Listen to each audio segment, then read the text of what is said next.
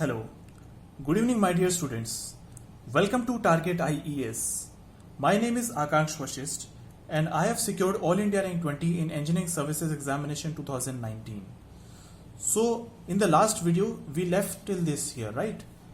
हमने last video में zeroth law of thermodynamics पे एंड किया था और मैंने आपको बताया था कि किस तरीके से this law was helpful in determining the temperature, right? Not quantitatively, yes, but somewhat qualitatively. कैसे कि हम लोग जैसे एक इंटरमीडिएट बॉडी लेते थे बी, जिसको हम लोग पहले तो ए से थर्मल इक्विलिब्रियम करते थे, फिर सी से थर्मल इक्विलिब्रियम करते थे और फिर हम ए और सी का कंपैरिजन करते थे.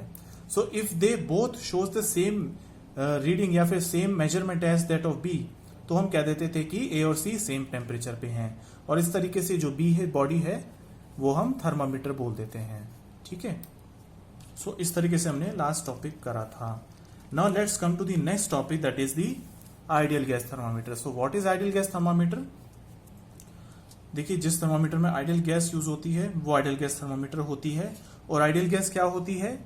इट इज दैट गैस जिसको मैंने बताया था कि विच हैव नेग्लिजिबल वॉन डबल फोर्स ऑफ अट्रैक्शन और repulsion, because those gases are free from any forces. उनमें कोई रिपल्शन भी नहीं होता, अट्रैक्शन नहीं होता, simply they are moving freely, that's it. और ये कब अचीव होती है आइडियल गैस कंडीशन? जब लो प्रेशर हो एंड हाई टेम्परेचर हो. This we have already discussed if you know. Okay, और ये थर्मामीटर कैसे होते? It is those thermometers which is independent of material of construction.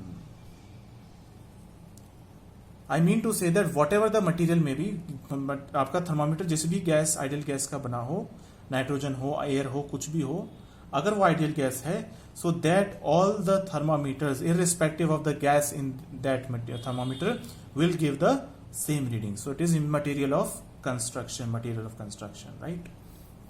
It is ideal gas thermometer. Basic बात क्या है? That all these thermometers gives same reading. All these thermometers gives same reading. वो same reading देंगे independent of material of construction. ये important point है. ठीक है, अब नेक्स्ट टॉपिक आते हैं हम लोग, Gibbs phase rule. My dear, Gibbs phase rule you are studying not only in this subject but also it's quite prevalent in material science. okay, material science में भी तो पढ़ते हैं ना आप. ये गिब्स फेस रूल बेसिकली ये relationship बताता है, मतलब it's basically the equation used to find out the degrees of freedom. It is used to find out the degrees of freedom. Degrees of freedom, let me write it here. What is DOF? Degrees of freedom. और डिग्रीज of फ्रीडम बहुत ही universal concept है. सिर्फ इसी subject में नहीं, आपने थ्योरी मशीन में भी पढ़ा होगा डिग्रीज ऑफ फ्रीडम. आपको याद होगा we discuss about in the first chapter, right? First chapter में तो है डिग्रीज ऑफ फ्रीडम. उसमें लिंक्स होते हैं, जॉइंट्स होते हैं, तो फिर आप 3H-2J+1 है ना, ऐसे कोई फॉर्मूला यूज करते हैं, -1 सॉरी. तो इस तरीके से आप डिग्रीज ऑफ फ्रीडम निकालते हैं फॉर अ प्लेनर मैकेनिज्म. याद है थ्योरी मशीन? यस. तो इसके अंदर भी डिग्रीज ऑफ फ्रीडम है, बट माय डियर डेफिनेशन इसकी बहुत ही यूनिवर्सल है. It is the basically minimum number of intensive variables, intensive और एक्सटेंसिव वेरिएबल्स, और इंपॉर्टेंट क्या, इंडिपेंडेंट होने चाहिए वो. Yes, basically degrees of freedom की डेफिनेशन ये होती है, the minimum number of independent variables required to locate और fix the state of the system. ये थोड़ा सा कटेड है, मैं इसको दोबारा लिख देता हूं. To fix the state of the system. The minimum number of independent variables. अब यहां पर अगर थर्मो की बात करें तो इंटेंसिव भी हो सकते हैं और एक्सटेंसिव भी हो सकते हैं, right? Which are required to fix और locate the state of the system. This is called as degrees of freedom. And basically Gibbs phase rule क्या बोलता है? P+F = C+2, where P is the number of phases, solid, liquid and gas. F is the degree of freedom. C is the chemical component present. For example, H2O हो, CO2 हो, etc. Okay. जैसे for example water की बात करो तो उसमें क्या है? H2, water plus steam again H2O, water plus steam plus ice again H2O, right? So component is basically refers to the chemical components कितने हैं? +2. So from here you can find the degrees of freedom. Fine. सो एक example लेते हैं my dear. Let us find out the degrees of freedom at triple point condition of water, right. Triple point condition of water. Here it is not given, so let me write it here. आप इसको note करिएगा please, very important. Okay, so here it is degrees of freedom at triple point. My dear, एक request है, अगर आपको थोड़ी समझ है, ट्रिपल पॉइंट ऑफ वाटर लिख लीजिए. Degrees of freedom at triple point of water we are finding out. My dear, if you can find it on your own, please find it ना. Apply this formula and just calculate by yourself, अगर आप निकाल पा रहे हैं कि नहीं. और बाकी लोग देखें. देखिए, P plus F equals to C plus two, यही होता है ना. नंबर ऑफ फेजेस कितने हैं? ट्रिपल पॉइंट क्या होती है माय डियर, मैंने आपको बताई थी. Triple point is that condition at which all the three phases of water exist, को exist simultaneously at equilibrium condition. So number of phases are 3 plus degree of freedom you have to find out. Number of component only 1 because H2O है, plus 2. What is the degrees of freedom at triple point? 0. So means number of independent variables कितने चाहिए to fix the system? 0. Why? Because यार triple point तो अपने आप में fix point है ना, तो हमें किसी वेरिएबल को फिक्स करने की जरूरत ही नहीं, बिकॉज ये अपने आप में फिक्स पॉइंट है. Triple point is itself a fix point, hence its degree of freedom needs to be 0. okay, because triple point fix है. प्रेशर क्या था याद है? 0.611 किलो पास्कल्स. टेम्परेचर क्या था? 0.01 डिग्री सेंटीग्रेड. फिक्स है ना वैल्यूज, ये चेंज नहीं होंगी. So hence the degree of freedom is equal to 0 at triple point. क्या आप निकाल पाए? चलो वेरी गुड, जो लोग निकाल पाए. ओके, सो ये था my dear Gibbs phase rule. Have you got it? Okay, so let me go further. Now, some more definitions to cover. For example, what are path functions? What are path functions? Path functions क्या होते हैं? These are those variables whose value depends on the past history of the system. जैसे कि heat या फिर work. These are those variables or those variables which are dependent on the past history of the system, my dear. Okay, जैसे कि for example heat और work. बहुत ही simple example है. जैसे हम लोग PV डायग्राम लेते हैं. Let us take this is the curve being plotted. So what is the work? Basically, this is the area. I'll tell you further. It is the area under PV diagram projected on volume axis for the closed system, right? Closed system की अगर बात करें तो area under PV diagram होता है. ठीक है, तो अब जब आप देखिए, ये हमने ऐसे प्लॉट कर्व किया तभी तो हम इसका वर्क निकाल पाए. So is it dependent on the past history? Yes, ये बिल्कुल डिपेंड कर रहा है. ये डिपेंड कर रहा है. ये सिर्फ इनिशियल और फाइनल स्टेट पे डिपेंड नहीं कर रहा, ये भी डिपेंड कर रहा है कि इंटरमीडिएट में क्या हो रहा था. So that is we are able to plot this curve and hence we are able to calculate the work. Now work and heat are equivalent. Work and heat तो इक्विवेलेंट है ना according to first law. So heat भी क्या है? Path function है. और heat तो path function मैंने प्रूव कर ही दिया, आपको याद हो. अच्छा सॉरी, मैंने प्रूव नहीं किया. I am sorry for that, मैंने प्रूव नहीं किया. Okay, this I will prove, don't worry. Heat को मैं प्रूव करूंगा. वर्क को मैंने एक तरह से अभी प्रूव कर दिया. क्यों? क्योंकि वर्क क्या होता है? Area under this PV curve, इसीलिए पाथ फंक्शन होता है. और हीट क्यों होता है? That I will prove in the first law of thermodynamics. I am sorry. Okay, so next होता है एग्जैक्ट डिफरेंशियल. एग्जैक्ट डिफरेंशियल वो सारे प्रॉपर्टीज होती हैं, वो होते हैं वेरिएबल्स होते हैं जिनका साइक्लिक इंटीग्रल 0 आता है. जैसे कि pressure, volume. Means I mean to say mathematically cyclic integral of these things will be 0. और जिनका ये 0 नहीं आता वो क्या होते हैं? In exact differential. बाकी सब क्या है? इन एग्जैक्ट डिफरेंशियल, जैसे कि हीट, वर्क एटसेट्रा. ओके, आगे मैं आपको एक चीज बताऊंगा. इंटरनल एनर्जी एक टर्म आएगी. In the first law you will come across this term, internal energy. Cyclic integral of this internal energy is 0. याद कर लो अभी से. Cyclic integral of internal energy equal to 0, ये 0 होता है. ठीक है, अब देखिए जो प्रॉपर्टीज है, जितनी भी प्रॉपर्टीज है, all properties are point functions, वो पास्ट हिस्ट्री पे डिपेंड नहीं करती हैं. Fine. And they are what exact differential, वो एग्जैक्ट डिफरेंशियल होती है, जैसे कि pressure, volume. Okay, so all these properties and even internal energy also. So देखिए पॉइंट फंक्शन है और ये एग्जैक्ट डिफरेंशियल है. अगर ये ऐसी कंडीशन सेटिस्फाई होती है ना तो ये एग्जैक्ट डिफरेंशियल होते हैं. जबकि हीट और वर्क जैसे फंक्शन पाथ फंक्शन होते हैं which depend on the past history and they are inexact differentials. Right. अब ये इस तरीके से दिखा रखा है. देखिए पीवी कर्व प्लॉट के there are two different plots 1 to 2, there are two pathways that is A and B. ठीक है. So at point number 1 suppose you have pressure, volume, temperatures P1, V1, T1. So अब आप देखिए work 1 से लेके A से लेके 2 will be different and 1 से लेके B से लेके 2 the work will be different. So work is dependent on the path, hence heat is also dependent on the path. Heat I will prove ultimately. Okay, बस यही लिखा हुआ है. Okay, now okay, meanwhile कुछ examples हैं Gibbs phase rule के जो कि यहां पर शो किया हुआ है. देखिए ये मैं प्रूव कर चुका हूं, my dear, if you remember this. ये मैं प्रूव कर चुका हूं. 3 phase single component system. I took the example of ice plus water plus steam. Do you remember? इसका डिग्रीज ऑफ फ्रीडम क्या आ रहा है? 0. नाउ आप बाकी 2 एग्जांपल भी देख लीजिए, जैसे कि single phase single component system. ये देखिए इसको, जैसे कि आइस ले लीजिए. So P plus F equal to C plus 2. यहां से डिग्रीज ऑफ फ्रीडम 2 आ रहा है. अगर आप 2 फेज ले लेते हैं तो यहां से डिग्री ऑफ फ्रीडम 1 आ जाएगा. Very simple to calculate. Okay, you can refer to this one.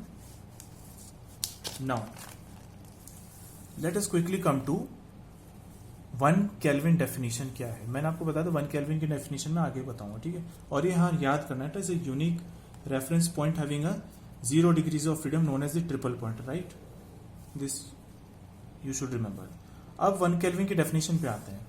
देखिए मैंने 1 केल्विन की डेफिनेशन बहुत ही स्टैंडर्ड है, वो चेंज नहीं होगी. How it is defined? It is basically 1/273.16 of the triple point temperature of water. 1/273.16 times the triple temperature of water. Triple temperature of water क्या होता है? 273.16. तो ये कैंसिल हो जाएंगे, 1 आ जाएगा. So how it is defined as 1 kelvin. अब मुझे एक चीज बताइए, क्या 1/373.15 into boiling point of water क्या सही नहीं है? क्या ये भी 1 केल्विन आएगा?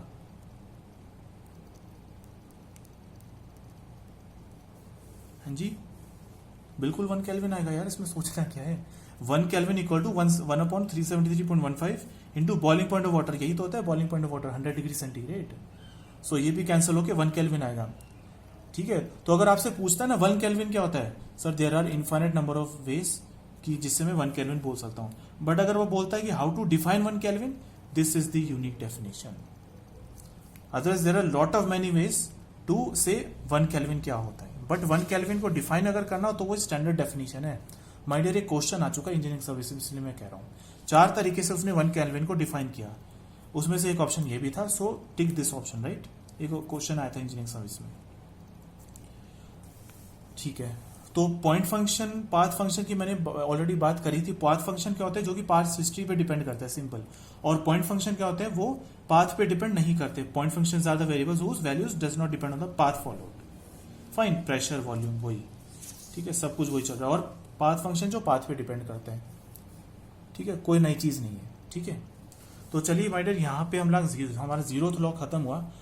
नेक्स्ट मैं टॉपिक स्टार्ट करूं, that is energy interaction and first law of thermodynamics, जिसमें वर्क, हीट वगैरह पढ़ेंगे. बट बिफोर दैट आप थोड़ा सा अपना खुद का टेस्ट लीजिए. Will solve some question. Right, this time अब हम क्वेश्चन सॉल्व करेंगे माय डियर, जिससे आप लोगों को पता पड़े हम कितने पानी में हैं. Okay, now okay, just let me show you the problem. और हाँ माय डियर, मेरी आप लोगों से रिक्वेस्ट है, जैसे ही मैं बोलता हूँ क्वेश्चन करेंगे, so and whenever I am showing you the question, right, please pause the video for a while and just try the question, right, because it's not possible for me to stop. It is you have to stop, right, because मेरे लिए time constraint का भी issue है ना, तो इसलिए आपको ही रुकना पड़ेगा और प्रॉब्लम सॉल्व करनी होगी. तो प्रॉब्लम को ट्राई जरूर करो, अटेम्प्ट जरूर करो, वो गलत हो सही हो कोई बात नहीं, गलतियां जितनी अभी हो जाए उतना अच्छा है, बट एग्जाम के टाइम नहीं होनी चाहिए। तो इससे अच्छा है गलतियां अभी करो अगर कर सकते हो तो, ठीक है। गलतियों से सीखोगे आप, उसको डिमोरलाइजिंग फैक्टर नहीं बनाते कभी भी, उससे सीखते हैं। चलिए, now let me show you problems, right. These are good questions, please attempt the questions, pause the video for a while and attempt it, okay? This is the question, look at it very carefully। Writing का थोड़ा issue है तो मैं इसलिए पढ़ देता हूं, no problem with that. अच्छा, आप अपने नोट्स में क्वेश्चंस को भी ऐड कर लेना, क्वेश्चंस भी लिख लेना, ठीक है, क्वेश्चन विद ऑप्शन जरूर लिख लेना।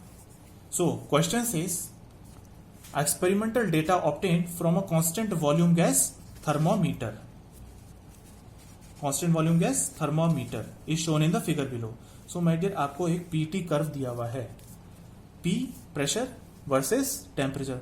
माय डियर, वो क्वेश्चन में ही कैपिटल टी को डिग्री सेंटीग्रेड बोल रहे हैं, otherwise we know that capital T means kelvin, but यहाँ पे ठीक है उसने यूज करा है तो कोई प्रॉब्लम, ठीक है, वो कुछ भी कर सकते हैं। So don't be confuse with that, उसने मेंशन कर रखा है डिग्री सेंटीग्रेड। सो पीटी का कर्व इस तरीके से आ रहा है माय डियर, ये लीनियर आ रहा है, आप देख रहे हैं लीनियर आ रहा है। और यहाँ पे ये जो एल है, L is the negative intercept on the T axis, दिख रहा है आपको, okay.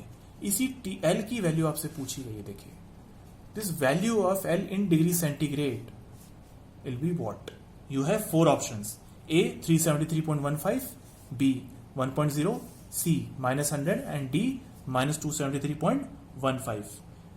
Please solve this question, right, ठीक है, सॉल्व कीजिएगा इसको।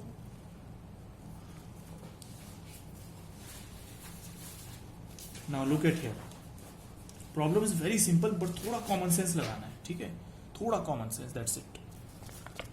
आई होप आपने क्वेश्चन नोट कर लिया होगा। So because now I have to use plain paper, क्योंकि मुझे सॉल्व भी करना है ना। सो देखिए ध्यान से, ओके, देखिए कैसा थर्मामीटर है, constant volume gas thermometer. So volume is constant, okay. Now at volume is equals to constant, PV is equal to what, mRT। Now volume is constant, mass is constant, RS तो वैसे ही constant है। So क्या लिख सकता हूं मैं, temperature किसके proportional है, प्रेशर के। तो मैं क्या लिख सकता हूं इक्वेशन, टेम्परेचर इन केल्विन, याद रखना ये केल्विन में है, ठीक है, is equals to some constant times P. Is it true, proportionality sign हटा के सी लिख दिया यार, कांस्टेंट ऑफ प्रोपोर्शनलिटी, राइट, ये लिख दिया, कोई गड़बड़ इसमें, कोई शक नहीं। चलिए, अब ये तो ये क्वेश्चन आ गई, ठीक है। अब इसको, लेकिन मुझे क्वेश्चन ग्राफ में कौन सा, किस टेम्परेचर जो है किस यूनिट में, डिग्री सेल्सियस। केल्विन को डिग्री में कैसे कन्वर्ट करते हैं, बिल्कुल सही है, -273.15। सो अब this time this temperature will be in degree Celsius, माफ कीजिएगा, ये इस बार डिग्री सेल्सियस में आए। So temperature degree Celsius equal to C times P into -273.15। Equation clear है, बहुत सिंपल है, कोई दिक्कत नहीं। माय डियर, अब ध्यान से देखो, क्या ये इसी ग्राफ की इक्वेशन आ गई अपने पास, देखो चेक करो जरा, ग्राफ को देखो और इस इक्वेशन को देखो, देखो इक्वेशन लीनियर है टेम्परेचर और प्रेशर में, ठीक है। अब आपको नेगेटिव निकालना है ना, negative intercept on T axis, वो कब मिलेगा, जब when you put P equal to 0, सही बात है। तो इस इक्वेशन में पी इक्वल टू 0 पुट कर दो, क्या आ जाएगा, एल, डायरेक्ट मैं एल लिख रहा हूं, okay, L equals to P equal to 0 put करिए, -273.15। आंसर क्या ऑप्शन हो जाएगा, option D. Is it simple question, option D आ रहा है, आप में से काफियों का सही आ रहा होगा, चलिए अच्छी बात है। क्वेश्चन जरूर ट्राई करते रहिएगा, ठीक है, आप ही का फायदा है, ओके। तो देखिए इस तरीके से सॉल्व किया गया, temperature directly proportional to pressure, so at 0 kelvin, ये आ जाएगा आंसर, ठीक है। ये ज्यादा बेटर वे है, this is better. Is it true? Okay. Try next question. Please try next question. This is here. Here it is. Here it is the question. दिख रहा है सभी को? I am reading the question for you guys. A new temperature scale n degrees. देखिए हम conventionally क्या major कर रहे हैं, डिग्री सेल्सियस में मेजर करते हैं ना, इसने कोई नई यूनिट ले ली इस बार n is to be defined. The boiling and the freezing points on this scale are -100 degree n, देखिए माइनस है ये, -100 degree n and 400 degree n respectively. What will be the reading on new scale corresponding to 60 degree centigrade? तो आपको दो points हैं, boiling and freezing. Boiling मतलब 100 degree Celsius. So corresponding to the 100 degree Celsius temperature thermometer, the reading on the N scale thermometer reads -100 and the corresponding to the freezing point, the n scale thermometer reads 400 degrees n respectively. So you have to find the reading of n base thermometer corresponding to 60 degrees centigrade. That's it. Please attempt the question. ठीक है, आप video को pause करके भी question लिख सकते हैं ना, और क्वेश्चन को अटेम्प्ट भी करिएगा. Otherwise look at here.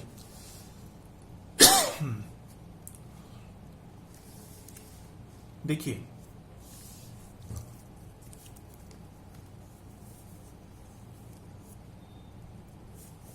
Eight boiling point that is 100 degree Celsius, N की वैल्यू क्या है, -100. एट फ्रीजिंग पॉइंट मतलब 0 डिग्री सेंटीग्रेड, वैल्यू क्या है, 400. ठीक है, तो आपको 60 डिग्री के कॉरेस्पॉन्डिंग वैल्यू निकालनी है. यही क्वेश्चन है ना, 60 डिग्री कॉरेस्पॉन्डिंग वैल्यू निकालनी है. देखिए बहुत ही सिंपल है. ये मैं एन वाला स्केल बना रहा हूं और ये सी वाला स्केल, सेल्सियस के कॉरेस्पॉन्डिंग स्केल बना रहा हूं. This is 0 degree, this is 100 degree. 0 degree corresponding क्या है, 400.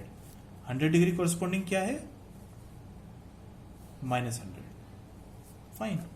Now you have to find the reading on n scale corresponding to 60 degree centigrade. 60 का यहां होगा, तो उसके कॉरेस्पॉन्डिंग आपको ये वैल्यू बतानी है. क्वेश्चन क्लियर है? बहुत ही सिंपल कंसेप्ट है. Just do interpolation.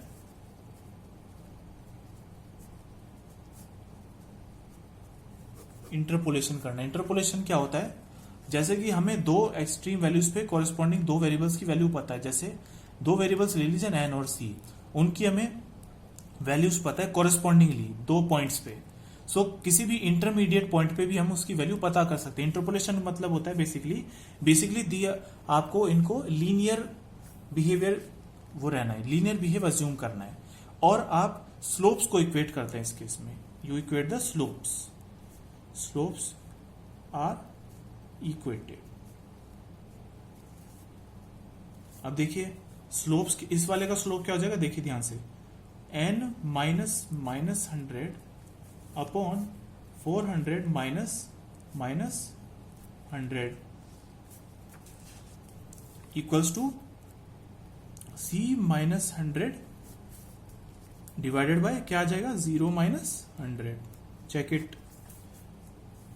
This minus this value divided by this minus this value is equals to this minus this value divided by this minus this value. देखिए is it correct, is it true? So, क्या आ जाएगा, n plus 100 upon 500 equals to c minus 100 upon 100. Minus बाहर ले लिया है ना, so ये हो जाएगा after you solve it. So -100 n minus 10,000 equals to 500 C -50,000. सो ये कितना आ जाएगा. नाउ अब देखिए ध्यान से, आपको किस पे वैल्यू पता है, सी पे वैल्यू पता है 60 degrees, and you have to find out N, right. So यहां पर मैंने 60 रखा. कितना आ जाएगा यहां से सॉल्व करके,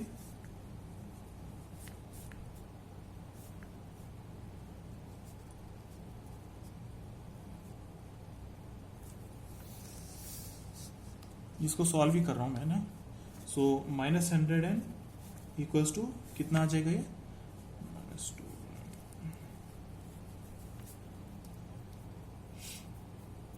ठीक है, इज इट 3 4 यस करेक्ट है ना। सो n कितना आ जाएगा ऐसे 100,